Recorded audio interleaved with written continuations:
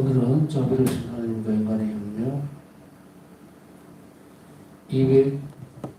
228페이지 하단부 이제 제목이 또 바뀌었죠. 첫 번째 하늘 백성을 통한 그리스도 예언자직의 실행. 하늘 백성을 통해서 그리스도 예언자직은 어떻게 실행이 되는가에 대한 것을 살펴보겠습니다.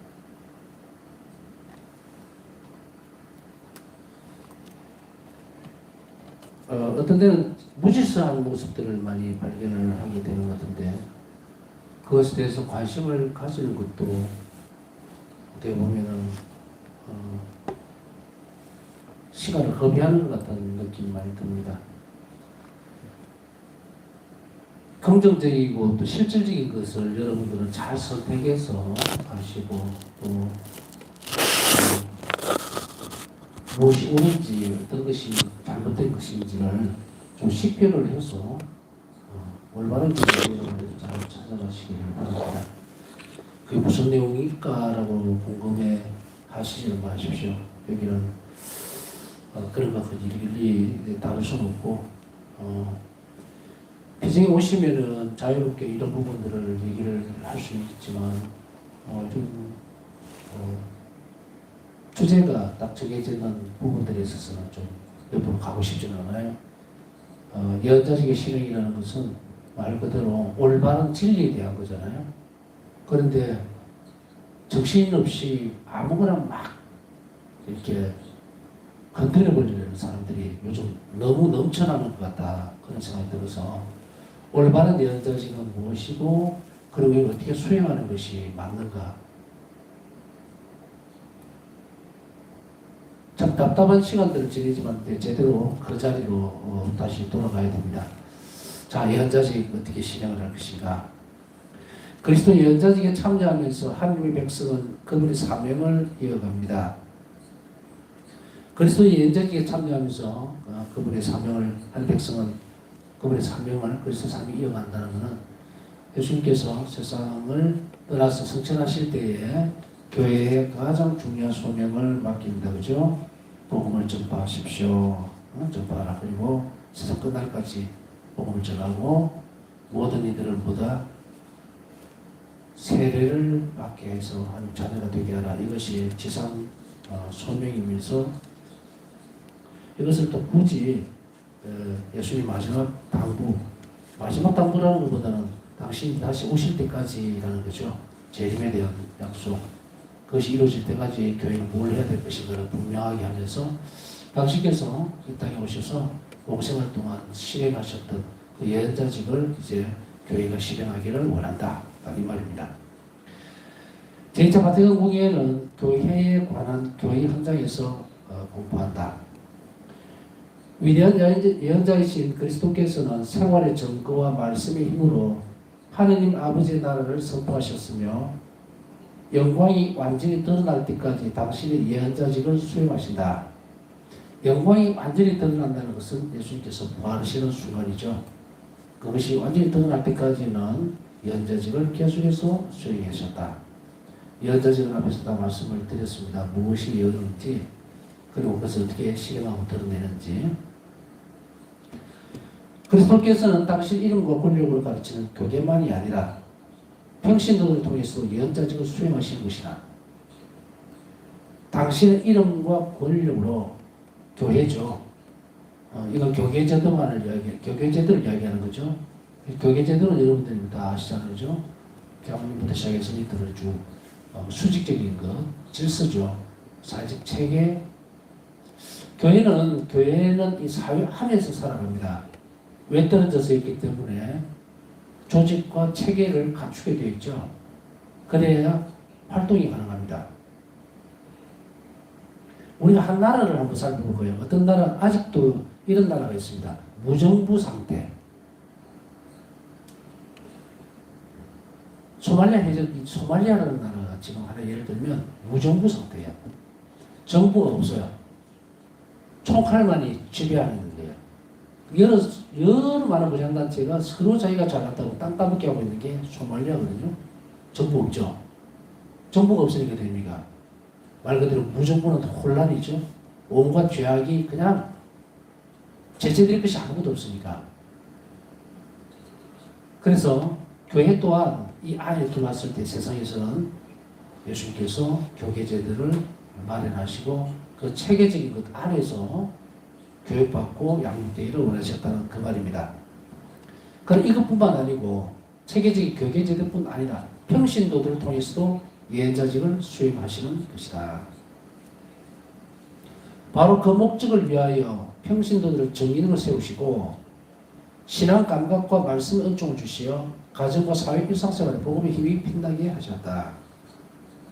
평신도들을 정인으로 세우시고, 정인이 뭔지 아시죠? 정인은 정언을 해야 되잖아요. 증거가 되는 말씀을 선포하기 때문에 정인이거든. 그럼 우리 그리스도를 증거하는 사람들이죠. 그게 정인이죠. 그다음 두 번째는 신앙 감각과 말씀의 은총을 주시어. 신앙 감각과 말씀의 은총을 주시어. 이 대목에서 하나가 걸립니다. 신앙의 감각.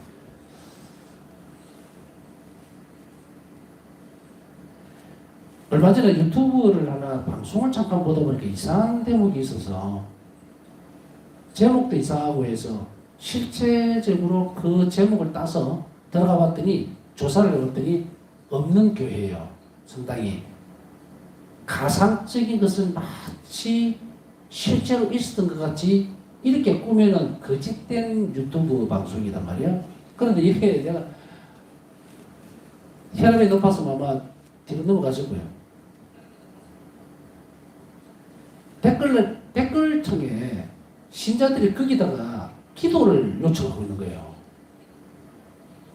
너무 기가 막혀서 저는 그 어떤 유튜브 어떤 채널이 저는 기억 못합니다. 그 기억하고 싶지도 않고 보는 적시로 다 지워버리니까 큰일 났다는 거예요. 신앙적 감각이 없어. 이게 뭐가 뭔지도 모르고 거기다 기도 요청하는 걸 보고 기가 막힌 거야. 이 사람들 자칫 잘못하면 불교 게시판에 가서도 기도 청할 사람들이야.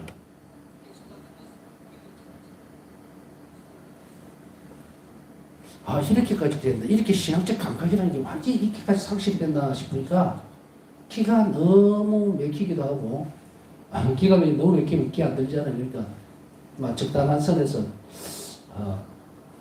기 막히는 것을 스톱을 했습니다. 농담입니다. 자, 신앙 감각 다시 채웁시다. 뭔가 불평을 하고 이게 잘못됐다는 것을 자꾸 뒤집어 까봤자 아무 소용이 없고, 오히려 우리는 큰 길을 가면서 소소한 것들은 이렇게 털쳐버려야 되는데 큰 길이 보이면 작은 것은 떨어져 나간다는 그런 의미입니다. 그러니까 여러분들은 이 기회를 통해서 우리가 이거 하는 것이 신앙 감각을 이렇게 오는 거구나. 그렇게 보시면 돼요. 열심히 배우고 열심히 기도해야죠. 여러분들은 신앙 감각이 지금 다른 사람에 비해서 많이 살아난 상태다. 긍정적이고 또 기쁜 일입니다. 그 다음에 말씀의 은총을 주시어 가정과 사회 일상생활에서 복음의 힘이 빛나게 하셨다. 말씀의 은총을 주셨다. 자, 바로 사도로 돌아가 보면 선포하는 사람이 없다면 어떻게 됐겠습니까? 그러니까. 자, 우리는 이런 기회를 통해서 끊임없이 뭘 해야 됩니까? 자비로운 말을 해야 되죠. 자비로운 말은 근거가 어디예요? 원천이 하나님이기 때문에 내가 자비로운 말을 할 수가 없어요. 자, 역으로 한번 생각해 봅시다. 질문 하나 던져볼게요. 저는 질문 잘 던집니다. 여러분은 스스로 있을 때 자비롭다고 생각하십니까? 이웃에게, 내 자식에게, 내 남편에게, 내 아내에게. 만약에 자비롭다고 스스로 자인을 한다면 그 자비는 어떤 자비에서 근간을 두고 있을까요? 그냥 내 스스로, 그냥 내 판단으로 이런 게 자비로운 마음 아닌가? 라고 하는 그 정도인가? 그런데 그거는 자비로운 게 아니죠. 그죠?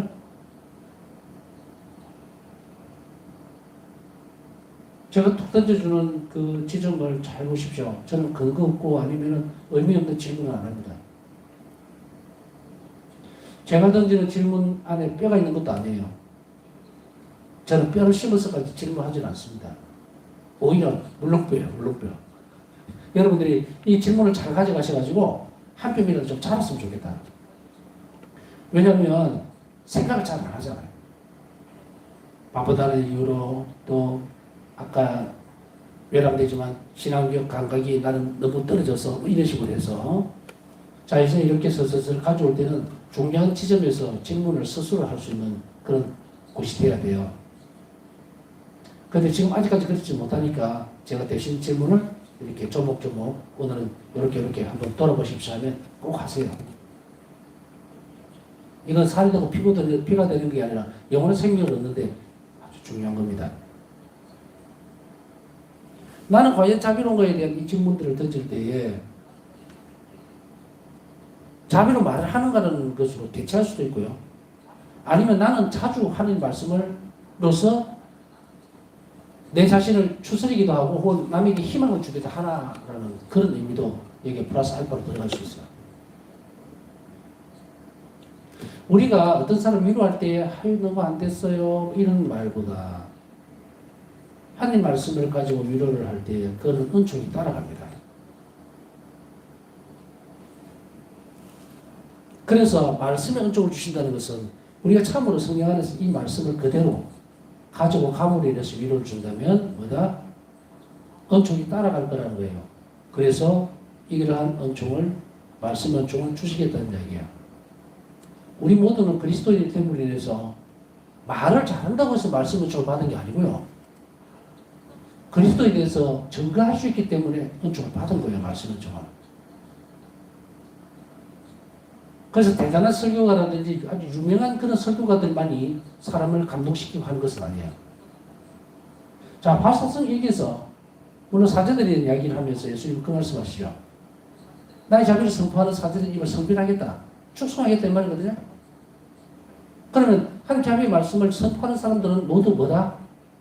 그 말을 성별해주고 그들을 감동시킬 것이고 듣는 사람들을 변화시킬 거다. 딱 주시잖아요. 얼마나 엄청난 일이에요. 내가 그냥 일반적인 말로 그냥 위로해주고 막 위로할 말이 없어서 막 이 말했다가 저 말했다가 저도 옛날에는 그런 기억이 있습니다. 또 많이 아파하는 사람에게 가서 저도 옛날에 참 이거보다 더 아픈 적이 있었는데 압니다. 그래서 동병상련이라고 그러죠. 그런데요. 위로가 안 됩니다. 위로가 안 돼요. 아주 위중한 암 환자가 정말 마지막 얼마 남지 않은 백혈병 환자를 위로한다고 위로가 돼요? 안 됩니다. 고통은 자기가 끌어안고 가는 몫이에요. 그래서 저는 항상 이런 생각이에요. 고통은 크든 작든 본인이 어떻게 느끼느냐에 따라서 그 사람에게는 가장 크다. 그것을 대변할 수 있는 것은 오직 예수 그리스도의 고통 외에는 아무것도 없습니다. 내 고통을 대변해서 뭘 한다? 말이 안 돼요.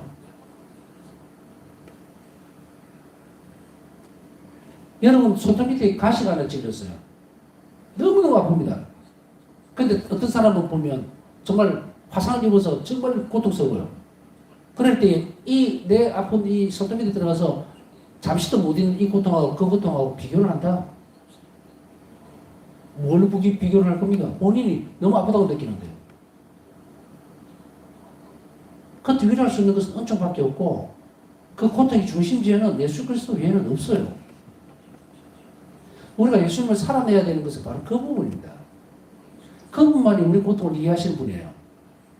그리고 그분의 그 고통의 힘이 그것을 오는 은총이 다른 사람에게 전달되기를 바라고 원하시는 거야. 뭘로? 말씀으로. 이런 의미에서 그리스도인들은 뭐다? 주님을 닮아서 또 그분을 증거할 때 그때 은총이 드러난다 이 말이에요. 그 은총을 다 받았다 이거예요. 누가 보면은 뭐 그런 소리 많이 들어요. 막 말씀의 은사를 받아. 말씀 은사를 왜 받습니까? 왜? 여러분들 다 가지고 있어요. 정인이라 그랬잖아요. 말을 잘하느냐 못하느냐 중요한 문제가 아닙니다. 그래서 제가 그 말씀 드렸잖아요.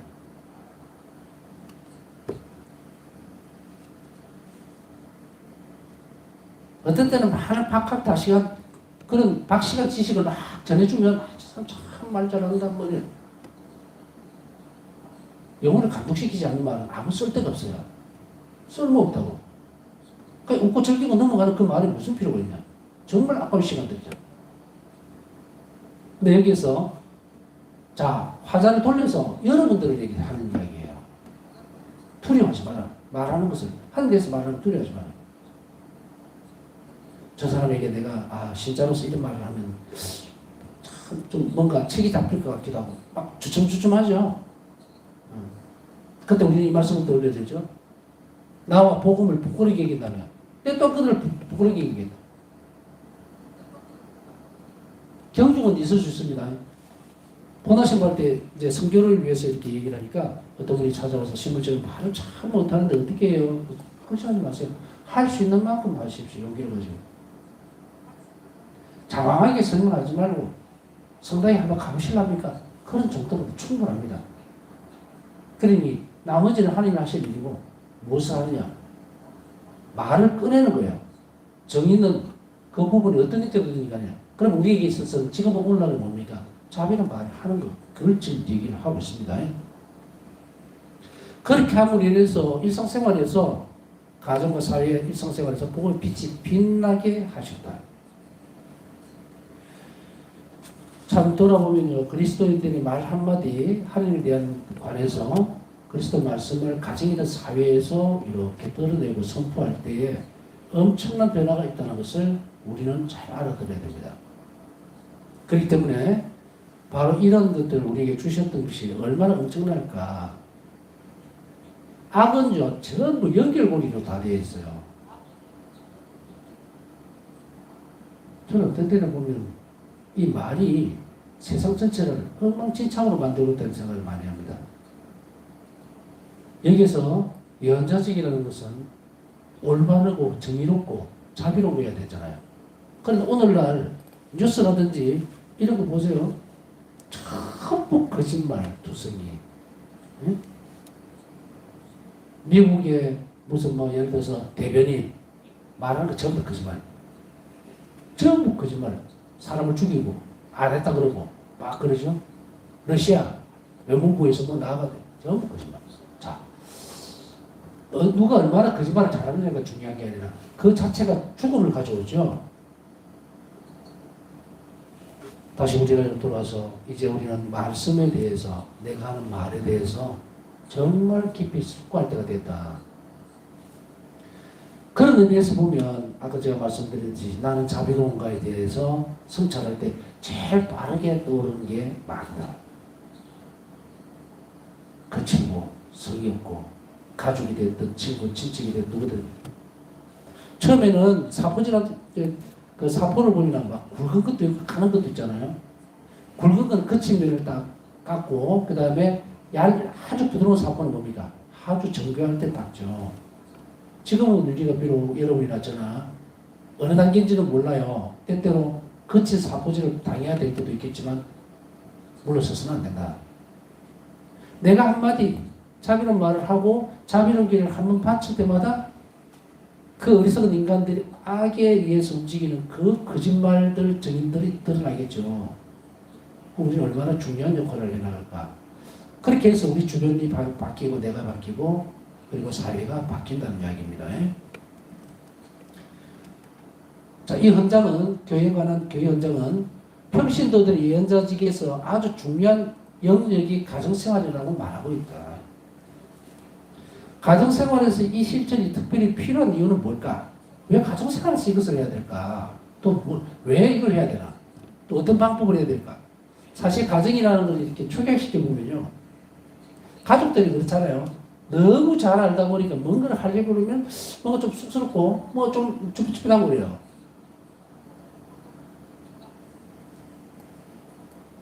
이제 옛날에 이런 부분 여러분들도 그런 체험이 있는지 모르겠지만 뭐 짧게 제 체험을 이야기하면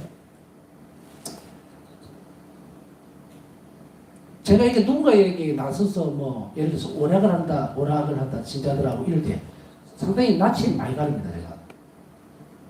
그래서 어떤 낯을 많이 가렸냐면 예를 들어서 시부님 노래 안 하세요 이러면 쭈삣쭈삣 하면서 자꾸 뒤로 빼요.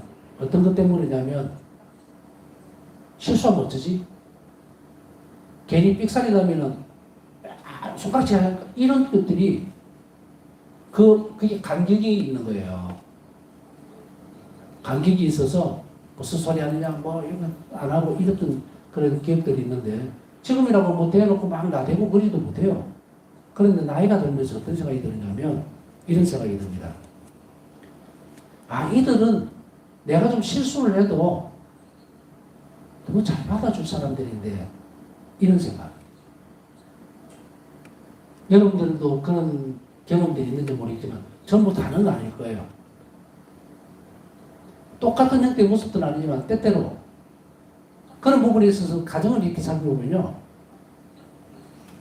아버지부터 시작해서 어머니, 아이들까지 이르기까지 이런 부분들을 벗어나서 야, 참 신기하다. 이게 제 체험입니다. 그렇진 않나? 며느리가 시아버지 앞에서 저렇게 노래를 부르고 막 이러는 게 이런 생각이 들 때가 있었단 말이에요. 근데 그게 보니까 뒤에 이제 나이가 들고 이렇게 공동체 또 비정하는 사람들하고 만나다 보니까 이 사람들 앞에 내가 실수를 해도 충분히 받아줄 수 있는 사람들이구나 생각이 드니까 저한테 한정된 이야기입니다. 낯가림이 많이 줄어드는 거예요. 이 말씀 왜 드리는지 아시겠습니까? 가정에서 쭈뼛거리지 말라는 이야기예요. 내가 이렇게 하면 내 아이들이 이렇게 할까? 내 부인이 이렇게 생각하지 않을까? 신앙적인 면에 있어서는 그러면 안 돼요. 뭔가 같이 기도를 하고 제가 그 미국에서 아주 옛날에 묵주를 하나 이렇게 신기해서 구한 적이 있는데 십자가가 있고요. 그 다음에 시작기도 하는 데는 쭉 돼 있는데 5단, 5단이 2개씩 돼 있어요. 그러니까 시작은 같이 하는데 무슨 기도냐면 이게 부부의 묵주예요.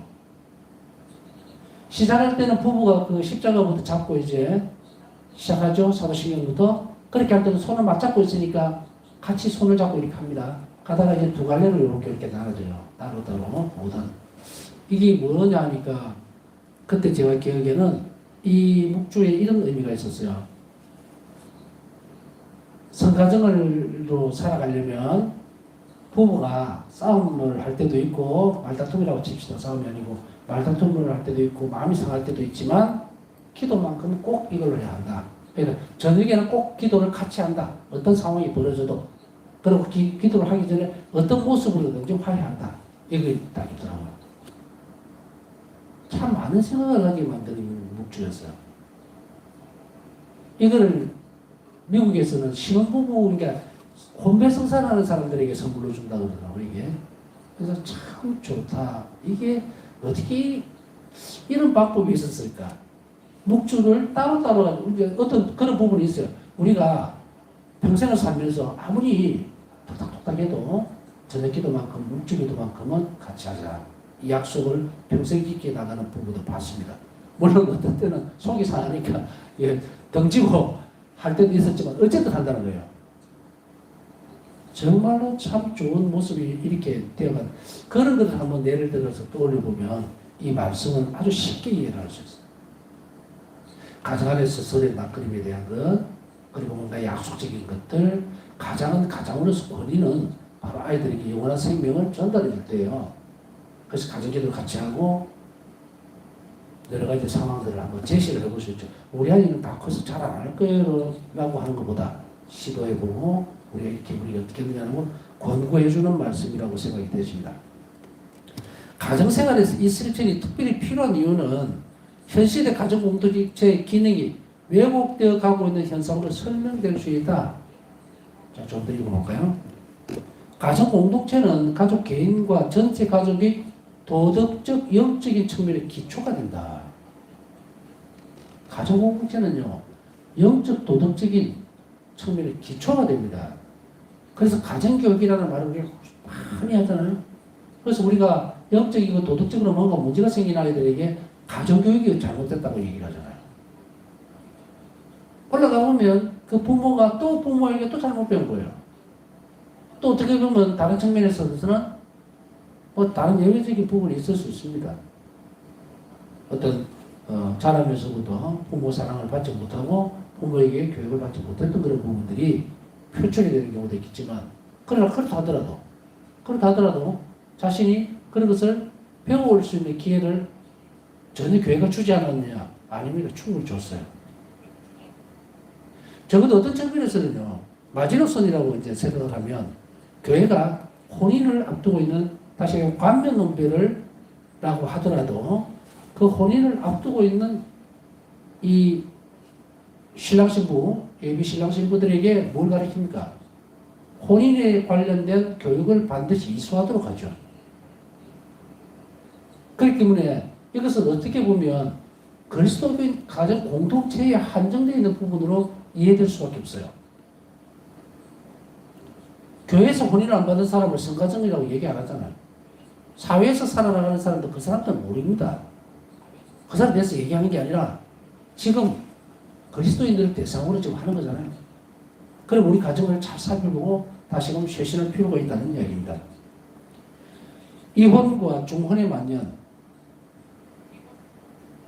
이기주의나 향락주의, 낙태 등과 같은 부부사랑의 오용, 좋지 않은 경제적, 사회적, 그리고 정치적인 조건, 실업이라든지 사람보다 경제적 이슈에 과도한 집중, 사람보다 경제적인 것에 더 과도하게 집중해버리는 그런 부분들, 돈을 위해서는 사람을 가차없이 희생시켜버리는 그런 짓을 하는 정치적 조건들을 얘기하는 겁니다. 이런 것들로 인한 모든 종류의 일탈은 가정 공동체의 가장 중요한 소명인 자녀 보호와 양육의 책임을 어렵게 한다. 그렇죠? 사회적 조건이 틀어지면 우리는 IMF를 지내면서 어떻게 됐습니까? 수없이 많은 가정이 파괴가 되어버렸어요. 파괴가 되면서 노숙자가 되니까 어떻게 됩니까? 아버지는 아들을 보고 싶어도 자식을 보고 싶어도 만나지 못하고 여러 가지 복잡한 상황 속에서 가정 자체가 완전히 해체되어 버리고 무너져 버리는 경험을 우리는 얼마 전에 했습니다. 그러니 이런 부분들은 오히려 우리에게 있어서 훨씬 더 가까이 와닿을 수 있는 부분이 됩니다. 이러한 위험한 국면을 가정공동체가 마주하는 현실에서 하느님의 백성, 특히 혼인 성사를 통해 가정을 이루고 있는 사람들은 가정 안에서 그들이 예언자직을 수행해야 하는 임무를 진다. 가정안을 변화시켜야 한다는 이야기예요. 사실은 보면요, IMF를 지나면서 가정이 파산되고 파토가 나는 경우에 그 결속력은 없습니다. 마지막 끝까지 함께 하려고 하는 하나님 안에서의 그 결속력이 있다면 그 가정은 무너지지 않았을 거예요. 그게 어떻게 됩니까? 인간적인 측면에서 지금은 말로 일일이 다 표현할 수 없는 수없이 많은 상황들이 비신앙적으로 이루어졌으니까 이혼이 되어지고 가정이 갈라지게 됐다는 이야기입니다. 그러면 가정공동체 안에서 예언자로서의 사명은 무엇인가? 그럼 가정공동체 안에서는 우리 각자 어떻게 해야 될 것인가요? 문제예요. 이미 뼈아픈 체험을 함으로 인해서 수없이 많이 흩어진 상황을 많이 봤습니다. 교회도 많이 떠나서 교회에서. 그것도 경제적 이유만으로 수없이 많은 사람들이 떠나게 되죠. IMF 이후에. 그러면은 경제적 여건으로 인해서 신앙이 박살이 나버렸어요. 다 깨져버렸어요. 그래서 대근 냉장으로 쑥 다 빠져나갔단 말이에요. 그럼 이 현상을 우리는 어떻게 자연스러운 것으로 받아들여야 될 것인가? 그거는 아니죠. 시험적 부분이죠. 만약에 그렇게 본다면 우리는 하나의 작은 예로서 욥을 떠올릴 수가 있어요. 우리가 인간이 가지고 있는 탐욕적 부분들을 욥은 모두 뺏깁니다. 박탈해버리죠. 그죠? 그럼에도 불구하고 그 자체의 모습이 다시금 더 풍요롭게 돌아오는 것은 신앙이었어요. 욥은 이런 말씀을 하시죠. 그분께서 주셨으니 그분께서 가져가시는 건 당연하다. 이 놀라운 일입니까? 우리는 우리의 것들이 하나님께서 왔다는 사실을 인정 안 하고 있었던 거죠. 그리고 그것을 끝까지 간 거예요. 다시 돌아와야 된다. 저 출발이 잘못된다는 얘기죠. 하나님 원하신다면 이 세상에 모든 것을 다 주실 수 있는 분이에요. 한 세기를 살면서 신자가 자신의 신앙적 결단을 위해서 이것을 받아들이지 못하니 다 무너질 수밖에 없죠.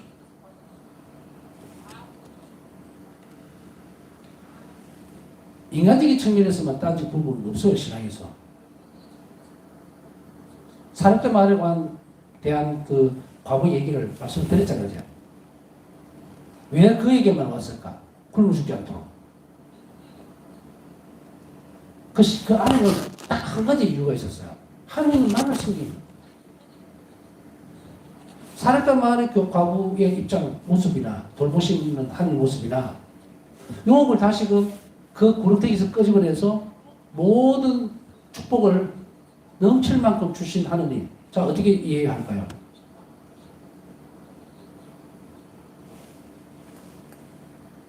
다시금 돌아가면 그렇겠죠. 저는 어떤 경우에도 주님을 떠나지 않겠습니다. 어떤 경우에도. 그래서 거기에 덧붙이는 말이 뭐예요? 생명을, 말씀을 지니신 분인데 제가 주님을 두고 어디로 가겠습니까? 가정 안에서 그러면 연장수 사명한 이런 측면에서 좀 더 살펴봅니다. 위의 공의의 근작은 무엇보다 배우자가 서로에게 그리고 자녀에게 그리스도에 대한 믿음과 사랑을 전가하는 것이 필요하다는 점을 지적한다.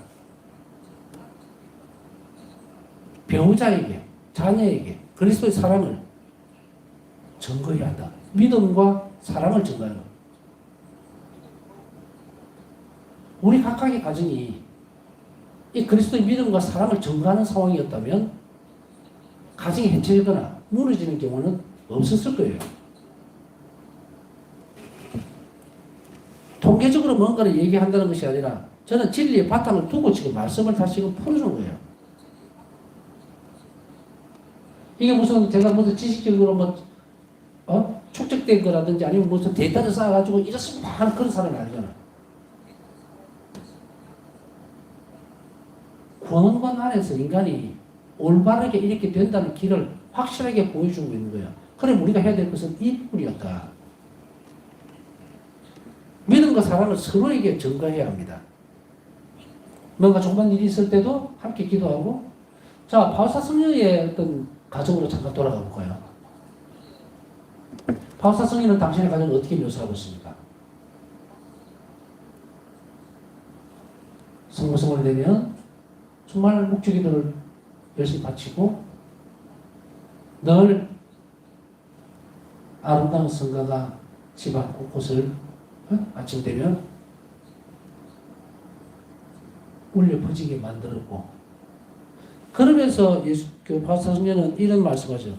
수도 생활을 하고 있는 나지만 정말 아버지처럼, 바울사성녀 아버지처럼 열렬하게 기도하는 것을 나는 못 따라잡는다 해야 될까? 정말 놀라운 일이에요. 온 열성을 다해서 이렇게 가정기도의 필요성들이 성가정 안에서 성인이 다 하셨어요. 그러면 더 이상 설명할 필요가 없잖아요. 지금 이 말에 대해서, 그죠?